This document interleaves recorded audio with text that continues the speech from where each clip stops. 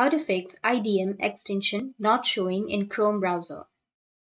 So if you want to fix IDM extension not showing in your Chrome browser, then what you need to do is first you just need to simply open up your Chrome browser.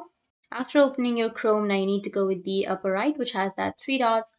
Go with extension, go with manage extension. Now if it is not showing here, then what you need to do is just open up your file manager or your file explorer, and you need to go with this PC and then local disk C and go with program files 86. Under that you will have internet download manager. Find the internet download manager, and on the internet download manager file you will have idmg.cext.crx. Once you find that file, then you can just simply drag and drop to your Chrome extension and it will be added to your extension. But if you don't find the folder, then you can just simply go with your web store and then add it. Search for Chrome Web Store, and here you can search for IDM.